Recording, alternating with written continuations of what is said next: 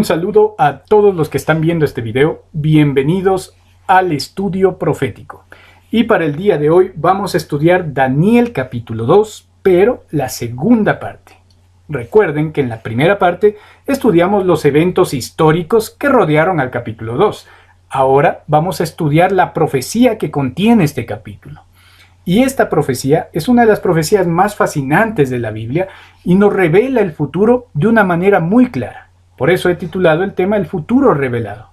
Porque hace 600 años antes de Cristo, Dios ya le reveló el futuro a este rey y a Daniel y de una manera bastante precisa, convirtiendo esta profecía en una profecía increíble que solamente puede venir por revelación de Dios. Por todos los detalles y cosas que contiene, solamente Dios pudo haberla revelado. Ahora, esta profecía también es importante porque sienta las bases para el estudio del resto de profecías, tanto de Daniel como de Apocalipsis. Por eso hay que prestarle mucha atención. Y por último, también mencionar que aquí nos damos cuenta que Dios es bastante pedagógico, es muy didáctico en su manera de educar a su pueblo, ya que usa una imagen muy llamativa y una imagen bastante sencilla para que podamos comprender, ¿sí? Entonces no es excusa para no entender esta profecía, ya que Dios la reveló de una manera muy sencilla que hasta un niño puede comprenderla. Así que vamos a ello. Los textos de estudio se encuentran en los versículos 31 al 33, y si ustedes recuerdan, Nabucodonosor había tenido un sueño, lo olvidó, llamó a todos sus falsos profetas para que le digan el sueño, pero no pudieron. Entonces Daniel entra en acción, y después de haber pedido a Dios, Dios le revela, y Daniel le dice lo siguiente al rey: Tú, oh rey, veías y aquí una gran imagen. Esta imagen, que era muy grande y cuya gloria era muy sublime, estaba de pie delante de ti, y su aspecto era terrible. La cabeza de esta imagen era de oro fino, su pecho y sus brazos de plata, su vientre y sus muslos de bronce, sus piernas de hierro, sus pies en parte de hierro y en parte de barro cocido. ¿Sí? Vamos figurándonos la visión de Nabucodonosor. Estabas mirando hasta que una piedra fue cortada, no con mano, e hirió a la imagen en sus pies de hierro y de barro cocido, y los desmenuzó. Entonces fueron desmenuzados también el hierro, el barro cocido, el bronce, la plata y el oro. Y fueron como tamo de las eras del verano, y se los llevó el viento sin que de ellos quedara rastro alguno. Mas la piedra que hirió a la imagen fue hecha una gran montaña que llenó toda la tierra. Esa es la visión en cuestión, este es el sueño, y Daniel mismo empieza a darle su significado al rey. Le dice la interpretación, y esta profecía no hay que interpretar mucho porque es muy explícita y la misma Biblia nos dice qué significa. Y Daniel comienza diciéndole al rey: Tú, oh rey, eres esa cabeza de oro. Así que tenemos ahí la pauta de inicio marcada, muy clara. La cabeza de oro representa a Babilonia, representa el poder babilónico. Este primer imperio que surgió tuvo un periodo de dominio que va del 605 a.C. al 539 a.C. Ese fue el periodo de Babilonia. Aquí pueden observar, ¿sí? Les pido que vayan viendo aquí los gráficos, ya que este es un estudio muy visual, ¿sí? Entonces ahí tienen la extensión. Eso fue todo lo que dominó Babilonia. Un dominio bastante grande, como podrán observar. Eventos de ascenso. Me pareció pertinente poner los eventos importantes que llevaron al ascenso de cada poder. Primero está la conquista de Asiria. Babilonia conquistó a Asiria. Recuerden que Asiria ya tenía dominado al pueblo de Israel desde hace varios años. Pero entonces viene Babilonia y conquista a Asiria y se queda con toda esa zona. Luego está la batalla de Carquemis. Una vez que Babilonia conquistó a Asiria, fue y combatió a Egipto en Carquemis. Y sabemos que Babilonia salió ganándole a Egipto. Y este es un detalle interesante porque si ustedes se recuerdan, tanto en Jeremías como en Ezequiel, estos profetas reprenden al pueblo de Dios, reprenden a Israel por haber confiado en Egipto, por recurrir a Egipto para defenderse de Babilonia. Pero ya estaba profetizado que Babilonia iba a dominar todas estas tierras. Y fue en la batalla de Carquemis donde Babilonia se hizo con el dominio. Después de esto, Nabucodonosor asciende al trono. Eso sucedió en el año 605. La mayoría, la batalla y el ascenso de Nabucodonosor se dan en el 605. Luego, en cursiva, puse eventos importantes para el pueblo de Dios. Una vez que Babilonia se hace con el dominio de toda Palestina, se da el primer sitio y deportación de Jerusalén. Hubieron 2 sitios. En el primero es cuando se llevan a Daniel. Sí, eso sucedió en el 605. Ustedes se acuerdan, fueron tomados Daniel y sus amigos, fue destruido parte de Israel y se los llevaron a Babilonia. Ese primer sitio se dio ahí en el 605. Después de algunos años se dio un segundo sitio donde ya destruyeron por completo Jerusalén. Y finalmente sobre Babilonia su material es el oro. Isaías 14:4 mismo nos dice claramente que Babilonia es esa ciudad sedienta de oro. Y Daniel 3 inclusive conocemos esa historia, el horno de fuego y todo eso, ¿no? Nabucodonosor levanta una imagen de oro puro que representaba su imperio. Entonces el oro estaba muy presente en Babilonia. Sus funcionarios llevaban oro en los vestidos, llevaban accesorios de oro, los sacerdotes, los edificios, los templos. El oro estaba muy presente en Babilonia. Era un material demasiado usado. Una ciudad llena de gloria. Y si ustedes se acuerdan el primer estudio de Daniel 1, ahí puse algunas imágenes de la ciudad, ¿no? Y era una ciudad muy gloriosa, llena de pompa, llena de oro. Así que Dios es muy sabio y nos da aquí esta pauta para identificar este poder. Continuamos. Medos y persas, representados por los pectorales y brazos de plata. Su dominio fue del 539 a.C. al 331 a.C. La extensión territorial la pueden ver ahí en pantalla. Esta es más grande que la de Babilonia. Inclusive si ustedes ven se extendía hasta India y circundaba con Grecia allá en Occidente. Entonces un territorio muy grande. Eventos de ascenso. Primero está el derrocamiento de Astiaje por Ciro II. Aquí está el famoso Ciro, ¿no? Los que saben, Ciro fue el que devolvió a los judíos a su tierra después del dominio babilonio. Eso está en Esdras, en Nehemías, en algunos libros. Ese mismo Ciro es el de aquí. Este Ciro derrocó a Astiaje, que era el rey de los medos.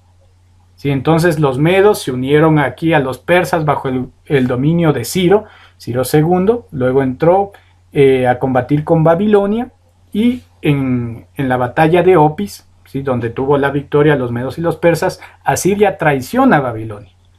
Recuerden que Asiria estaba bajo la opresión de los babilonios, y una vez que ven que los medos y los persas habían cobrado fuerza, se aliaron con ellos y traicionan a Babilonia.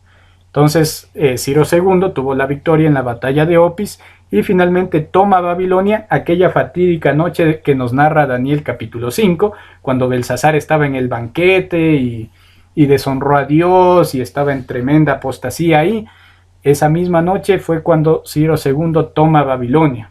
Ellos estaban seguros ahí, ¿no? Y de paso ya habían sido vencidos por los medos y los persas, pero fueron y se refugiaron en la ciudad de Babilonia, porque pensaron que sus murallas y todo su poder no iba a ser traspasado por los medos y los persas. Pero ellos se portaron inteligentes. Los medos y persas cogieron y desviaron el cauce del Éufrates algunos kilómetros antes de la ciudad. ¿Sí? Se imaginan lo que es desviar un río, ¿no? Una cosa impresionante. Dejando una apertura. El Éufrates pasaba por en medio de la ciudad de Babilonia. Entonces, como lo secaron, pasaron por debajo de la muralla, entraron y conquistaron Babilonia. Un evento increíble, un evento muy interesante de estudiar. Y el evento importante, relevante para el pueblo de Dios, es el regreso de Israel a su tierra. El decreto de Ciro para que regresen y reconstruyan Jerusalén. Material, la plata. La plata inclusive hasta el día de hoy en muchos de nuestros países hispanos es sinónimo de dinero. Algunas personas en vez de decir dinero dicen plata. Eso viene de allá, de los medos y los persas, ¿sí? Ellos es parte de la influencia que nos heredaron ellos. Y es que ellos empezaron un sistema económico basado en la plata. Todos los tributos en el imperio medo-persa se pagaban en plata. Y fueron de los primeros imperios en acuñar monedas, ¿no? En hacer moneditas y usar todo este sistema. Entonces la plata está muy bien representado para el imperio de los medos y los persas. Vamos con Grecia, el tercer imperio, los muslos y el abdomen de bronce. ¿Sí? Grecia, el periodo de dominio fue del 331 a.C. al 168 a.C. La extensión aún más grande que la anterior, una extensión enorme como ustedes podrán observar, tanto así que inclusive sabemos que Alejandro quiso llegar a India y conquistar India. Fue una campaña increíble. En cuestión de pocos años, Alejandro Magno logró conquistar todo ese territorio y hacerse señor de ese territorio. Lamentablemente murió joven y no pudo disfrutar de eso. Más detalles de las conquistas alejandrinas en el capítulo 7, no se lo pierdan. Los eventos de ascenso. Primero, había pugnas de poder dentro del imperio medo-persa. ¿Sí? Se estaban peleando por el poder, que una familia quería gobernar, que otra no, que se traicionaban, se mataban, todo un embrollo lo que había en ese entonces. Entonces, el imperio persa estaba debilitado para aquel entonces. Luego tenemos la victoria de Alejandro en Isos y Gaugamela. Estas dos batallas fueron las cruciales. Alejandro vence en estas dos batallas y desmoronó por completo al imperio de los medos y los persas. Finalmente está la muerte de Darío III en Ecbatana. Ojo, no es el mismo Darío de la Biblia, porque en Daniel sí se habla de un Darío, pero no es el mismo. Tal vez sí puede ser que sea uno de sus descendientes, pero es otro Darío, ¿no? Darío era el rey de los persas en aquel entonces y fue muerto en Ecbatana. Venía Alejandro con sus tropas persiguiéndolo por varias ciudades y quemó algunas de ellas Alejandro. Finalmente llega a Ecbatana, donde Darío III estaba escondido, y salen huyendo, ¿no? Sale huyendo Darío con sus funcionarios, y sus funcionarios, por ganar un poco de tiempo, matan a Darío. Sus propios funcionarios matan a Darío y dejan su cadáver tirado para que Alejandro se entretuviera un poco, ¿no? Y ellos pudieran huir. Y de hecho les funcionó, ya que Alejandro tomó el cadáver de Darío y lo enterró por respeto, ¿no? Porque era un rey, lo enterró y le rindió honores. Y finalmente Alejandro se hizo con el dominio de todo lo que era el imperio de los medos y los persas. Eso pasó finalmente en el año 331. Evento importante para el pueblo de Dios: movimientos reaccionarios a la helenización. ¿Qué es la helenización? Es la introducción de la cultura griega en los territorios que ellos iban conquistando. Una de las estrategias más inteligentes que Alejandro Magno pudo haber hecho fue helenizar lo que conquistaba, porque él, donde iba, no solamente los sometía, sino que les introducía a su cultura. Por eso es que hasta el día de hoy tenemos muchísima influencia griega en nuestra cultura occidental. Hay muchas palabras de origen griego, muchas costumbres, la manera de filosofar, de interpretar el arte, la ciencia, viene de allá de Grecia. Grecia heredó gran parte de su cultura hasta nuestros días. ¿Sí? Entonces eso se le llama helenizar, eso es helenización. ¿Qué fue lo que pasó con el pueblo de Dios, con los judíos de aquel entonces? Muchos de ellos se resistieron a ser helenizados. No querían que esta cultura pagana se introdujera en su manera de vivir, en su manera de ver las cosas. No querían que toda esta cultura les separara de la adoración al Dios verdadero. Y es de ahí que nacen, por ejemplo, los fariseos.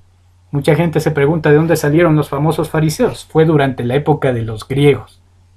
Porque los fariseos comenzaron como un grupo de judíos que se resistieron a la helenización y procuraron a toda costa conservar la Torá, conservar sus tradiciones judías y consagrarse a Dios.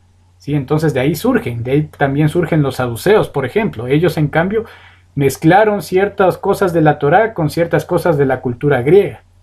¿Sí? Así que hay diferentes movimientos que van surgiendo a raíz de la helenización. Podríamos hablar de ellos, hay muchísimo de qué hablar de ese asunto, pero ese no es el tema de hoy.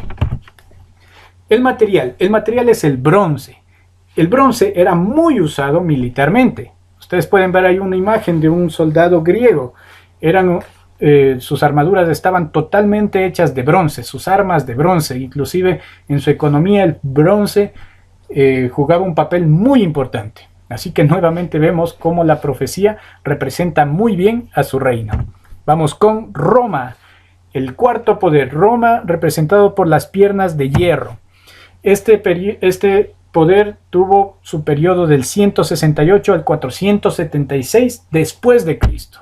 Sí, aquí ya avanzamos al después de Cristo. Y también eso quiere decir que durante la época de este imperio es donde aparece Cristo. Jesús apareció aquí, en la época de este imperio romano. La extensión. Esta extensión es increíble, es un imperio enorme. Prácticamente Roma logró dominar todo el Mediterráneo, todito. Ahí ven, desde España, bajando a Palestina y todo el norte de África fue dominado por Roma. Esta extensión es su extensión más grande en el año 117, logrado por el emperador Trajano, que de paso fue uno de los que persiguió a los cristianos. Eventos de ascenso: las victorias de Roma en las guerras púnicas y macedónicas. 3 guerras púnicas y 3 macedónicas. Las más importantes, las macedónicas. Ahí fue donde se enfrentaron las máximas potencias griegas con las máximas potencias romanas, y Roma salió vencedora después de todas estas guerras en el año 168 a.C. Las pretensiones de Perseo y su derrota en Pydna. Perseo se levantó como el último sucesor griego. Él decía ser descendiente del mismísimo Alejandro, que de hecho se sabe que lo era. Entonces quiso levantarse como rey griego y unificar a los estados griegos que estaban por ahí dispersos, pero lamentablemente nadie apoyó su causa y fue derrotado en Pydna, dándole finalmente todo el dominio a los romanos. Evento importante para el pueblo de Dios: persecución continua y opresión. Sí, aquí eso lo sabemos de sobra, ¿no? Si bien, por ejemplo, los griegos introdujeron su cultura, hicieron apostatar al pueblo de Dios en cierta medida, en cambio los romanos de lleno los perseguían. Sabemos cómo el yugo romano cayó sobre los judíos, sobre los hebreos durante este periodo, y no podían estar tranquilos, ¿no? Pasaban dominados, pasaban sometidos. Y una vez que Cristo vino, empezó el cristianismo, empezó el movimiento cristiano, y sabemos que el pueblo de Dios llegó a convertirse en todo aquel que acepte a Cristo como su Salvador. Ya no el pueblo judío de sangre, ¿no? Sino los judíos espirituales. Y también Roma persiguió a los cristianos, a los judíos espirituales, persiguió a todo cristiano. Hubo épocas muy oscuras, como por ejemplo el gobierno de Nerón, donde muchos cristianos sufrieron y murieron por su fe. Así que este imperio se caracterizó por la persecución al pueblo de Dios. Material: el hierro. El hierro, que representa el poder militar y el régimen político de Roma, porque el mismo capítulo 2 de Daniel, el profeta nos dice que este poder iba a ser un poder arrasador, un poder que aplaste, un poder que desmenuce. Y eso la historia lo ha dejado muy claro, ya que donde Roma pasaba, Roma arrasaba, dejaba todo hecho pedazos y sometía a sus territorios por la fuerza.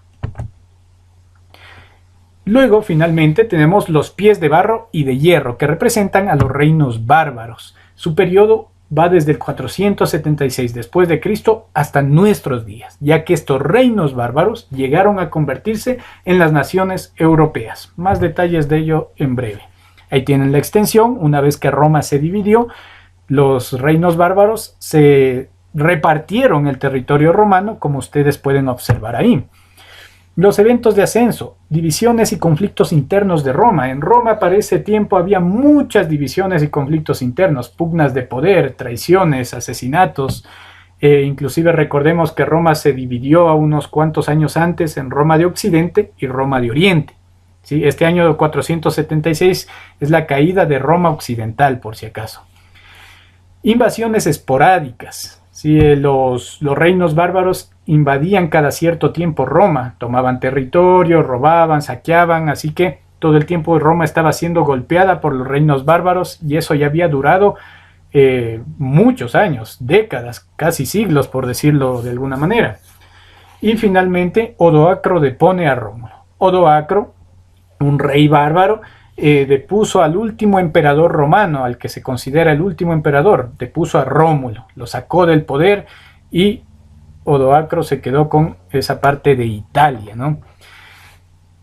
Característica del pueblo de Dios en este tiempo: la iglesia en apostasía. En esta época entró la apostasía a la iglesia.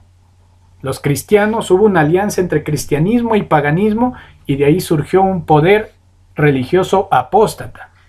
Eso fue lo que caracterizó este periodo, que vamos a ver un poco de detalle en breve. El material es una mezcla de hierro y barro, o una no mezcla, como yo le he puesto aquí, que el texto nos deja muy claro que el barro y el hierro no se mezclan, y cualquiera que sepa de metalurgia sabe que eso es así. Estos materiales no son compatibles, sin embargo están así presentes en los pies. Es porque no pueden mezclarse, aunque pretendan hacerlo. ¿Qué significa todo esto? El barro y el hierro en primer lugar, tenemos al barro y el hierro. Y aquí quiero hacer una aclaración importante. Mucha gente ha estado escribiendo o hablando con respecto a este tema, diciendo que no, que los pies representan la unión de poder político y religioso, lo cual sí es cierto, pero también representa la división de reinos bárbaros. Son las dos cosas. ¿Por qué? Si ustedes se fijan en el capítulo 2, no se nos menciona, ¿sí? No se nos menciona en ninguna otra parte del cuerpo de la estatua los detalles de su parte. ¿Sí? ¿A qué me refiero? Por ejemplo, Babilonia es la cabeza de oro, ¿no es cierto? Pero cuando la Biblia narra que la cabeza, no nos dice que la cabeza tenía dos orejas, dos ojos, una boca, no se nos da ese detalle. Sí, ojo con eso. Lo mismo pasa con los brazos, con los muslos, con las piernas. Nunca se nos recalca ningún detalle, sino solo se habla general de esa sección del cuerpo. En cambio, en los pies sí se recalca los dedos. Sí, y recordemos, Dios hace las cosas a propósito, ¿no? No es que está ahí de coincidencia, no es que solamente surgió, no. Dios lo puso ahí deliberadamente para llamar nuestra atención. Así que solamente en los pies se nos recalca que los pies tienen dedos, que esos dedos hay que ponerles atención. Los dedos en sí representan a esos 10 reinos bárbaros que se dividieron de Roma, que justamente fueron 10. ¿Sí? 10 poderes, 10 reinos bárbaros. Pero aparte de eso tenemos los dos materiales, el barro y el hierro. Entonces sí, los pies son los 10 reinos bárbaros, pero también hay un simbolismo extra, que es la unión de barro y hierro. Y el mismo capítulo 2:40 de Daniel nos dice que el hierro es Roma, ¿no? Es el poder político, es el poder militar de Roma. Pero el barro en Jeremías 18:6, y de paso Jeremías fue contemporáneo de Daniel, nada es coincidencia en la palabra de Dios, hermanos. Jeremías nos dice claramente, nos da un simbolismo para el barro. Y nos dice que ese barro representa al pueblo de Dios, representa a Israel. En ese tiempo Israel, ¿no? En nuestro tiempo el cristianismo. Entonces, ¿de qué estamos hablando aquí en los pies de barro y hierro? Estamos hablando de una unión de iglesia y Estado. Y es justamente en esta época donde se da esa unión, porque el cristianismo, por varias conveniencias políticas y de otro tipo, abrazó el paganismo romano. Recordemos que precisamente en el año 321 el cristianismo es aceptado como religión oficial de Roma. Y luego, después de darse esa unión entre poder político de Roma y poder religioso del cristianismo, se da una mezcla, ¿no? Donde el paganismo se mezcla con el cristianismo, algo que nunca debe haber sucedido, que no fue nada bueno. Se mezclan y de ahí surge el poder apóstata de la Iglesia Católica. ¿Sí? Yo no lo digo, está ahí proféticamente hablado. Iglesia más Estado es apostasía abierta en contra de Dios. Así que el barro y el hierro, supuestamente unidos, representan eso. Es unión de Iglesia y Estado que no fue aprobada por Dios porque hizo que el cristianismo apostatara. Listo. Entonces, dejando eso en claro, nos queda entonces la pregunta: ¿qué significa la degradación de los metales? Ustedes ven claramente que en esta estatua hay una degradación de metales. Cada metal que le sigue al anterior está degradado en diferentes sentidos. Primero que nada, vemos que cada uno de los metales representa poder político. ¿Sí? Eso también hace diferente a los pies, ¿no? Porque los pies ya no encontramos solamente el metal, sino que encontramos el barro. Así que llama nuestra atención Dios a propósito. Pero el resto de metales no representan poder político. En todos ellos vemos que fue usado tanto en economía como en la milicia. Así que poder político. En segundo lugar, vemos que cada uno tiene menor riqueza, y eso pasó literalmente, ya que en Babilonia había mucho lujo, mucha pompa, mucha gloria, mucho oro, ¿sí? Pero luego en Medo-Persia, aunque tenía más territorio, tenía más poder militar, no tenía la misma riqueza que Babilonia. Sí, eso es algo interesante de notar. Lo mismo pasa con Grecia y así sucesivamente.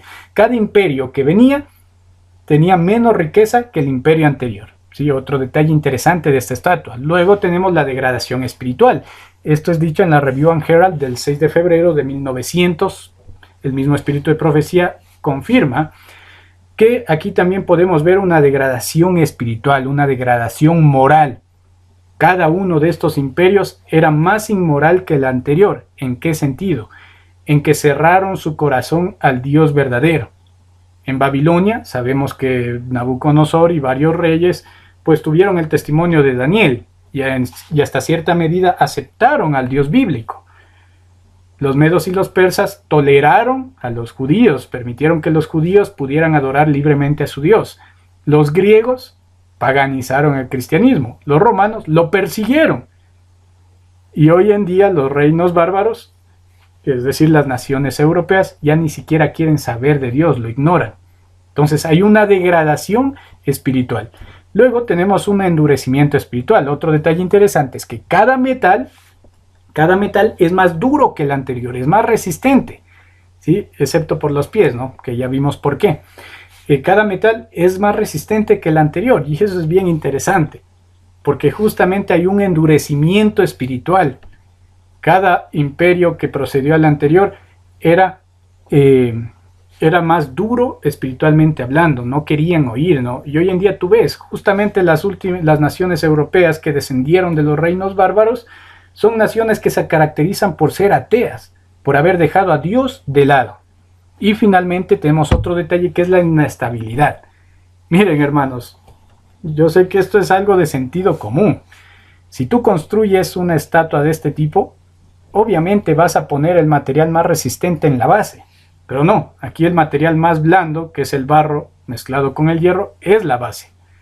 Lo cual nos indica que de todos los poderes políticos, los poderes de este mundo son inestables, son pasajeros, no van a durar para siempre, van a acabar en algún momento, ¿sí? Entonces sacamos varias lecciones de los metales. En los días de estos reyes, la profecía termina diciendo que en los días de esos reyes va a aparecer aquella piedra que se va a convertir en monte y a destruir toda la estatua. ¿En los días de cuáles reyes? Ahí lo tienen.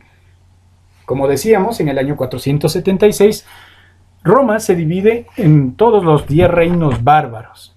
Estos son los 10 reinos. 3 de ellos ya no existen, fueron destruidos hasta el año 538. Son los que están con X. Pero 7 se convirtieron en varias de las naciones europeas de hoy en día. Ahí las tienen: Inglaterra, Francia, Alemania, Italia, Portugal, España y Suiza. Entonces, dice que en los días de estos reyes se va a dar. Y aquí yo les llevo a reflexionar y a que nos demos cuenta. ¿Acaso no estamos viviendo en los días de estos reyes? ¿Acaso no existen actualmente estos imperios? ¿Qué es lo único que falta por cumplirse? Solamente la roca. Debe llevarnos a pensar, miren los tiempos en los que estamos viviendo. Ya no estamos ni en la cabeza, ni en los muslos, ni en las piernas. No, estamos en los días de estos reyes. Cristo viene pronto, hermano. Prepárate. Versículo 43. Así como viste el hierro mezclado con barro, se mezclarán por medio de alianzas humanas. Eso también la historia lo ha dejado muy claro. Todos estos reinos bárbaros durante siglos, hermanos, intentaron unificarse mediante alianzas, mediante casamientos. Y no se ha podido, pero no se unirán uno con los otros. ¿Por qué no han podido? Porque Dios lo decretó así. Como el hierro no se mezcla con el barro. Ahí está, miren que estamos hablando no solo de poder político religioso, sino de poderes políticos como tal. Por eso los pies no simbolizan simplemente los reinos bárbaros, ni simplemente la unión de iglesia de Estado, sino las dos cosas, las dos cosas. Ahora bien, estos reinos han intentado unirse durante el tiempo y no han podido. Carlomagno lo intentó, Carlos V lo intentó, Napoleón lo intentó, el mismísimo Hitler lo intentó. Recuerden que él quería instaurar un gobierno de 1000 años, ¿no? De paz y prosperidad bajo su dominio, bajo el dominio alemán, y no pudo. La Unión Europea lo está intentando desde el año 1957 hasta nuestros días, pero tampoco lo ha logrado. Y no lo van a lograr porque Dios ha decretado que no va a ser así. No puede suceder. Y aunque algún día van a llegar a decir paz y seguridad, dice que entonces vendrá destrucción repentina. Y eso es lo que está intentando hoy en día el mundo, las Naciones Unidas, el nuevo orden mundial, todas estas agendas ocultas quieren llevarnos a esa unificación Pero Dios dijo, no se van a unir, no pueden hacerlo. Dios vendrá antes de que suceda. Ellos pretenderán que sí, ellos dirán inclusive que sí, pero no podrán porque Dios ha decretado lo contrario. Finalmente, apareció una piedra no cortada por mano.